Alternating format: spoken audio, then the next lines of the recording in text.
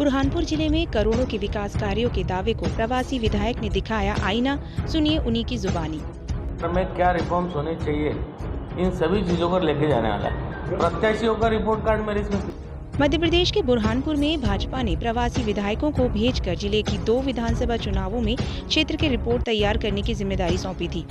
लगातार 7 दिन तक जिले के विभिन्न क्षेत्रों का दौरा कर उन्होंने रिपोर्ट तैयार की। आने वाली सरकार में क्या क्या कार्य बुरहानपुर में होने चाहिए, उनकी रिपोर्ट लिफाफे में बंद करने के बाद कही। वहीं आज अंतिम दिन पत्रकारों से रूबरू होते हुए महाराष्ट्र के खामगांव से भाजपा विधायक आकाश फुडकर ने वे सब बातें गिनाई जो बुरहानपुर में अब तक नहीं हुई। इतने कम समय में क्षेत्र के विकास के लिए महत्वपूर्ण भूमिका निभाने वाले कार्यों की पूरी बानगी उन्होंने बयान कर दी। सुनिए उन्हीं की जुबानी। महाराष्ट्र के खामगांव से विधायक आकाश फुडकर ने बुरहानपुर के विकास को लेकर क्या कहा। बुरहानपुर से ब्यूरो रिपोर्ट शेख रईस।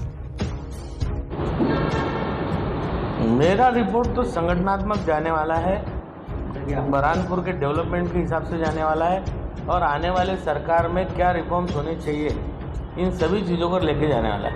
प्रत्याशियों का रिपोर्ट कार्ड मेरे इसमें क्यों होगा?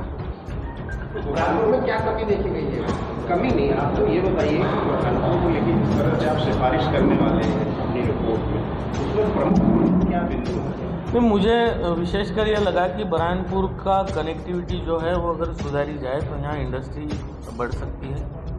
साथ ही साथ किसानों का जो आज केले का माल है, फसल है, आज बहुत से क्षेत्र में मैंने हल्दी का भी उपज देखा है, हल्दी लगाना शुरू हुआ है। साथ ही साथ यहाँ का कॉटन बेल्ट ख़त्म हो चुका है। यहाँ पहले एक टाइम था कि हमारे आधे महाराष्ट्र से कॉटन बुरहानपुर आता था, जो अभी बंद हुआ है। तो इन चीज़ों का कनेक्टिविटी से सबसे बड़ा संबंध होता है। तो सबसे पहले तो ये जो नेशनल हाईवे है ये जल्दी से बनना चाहिए।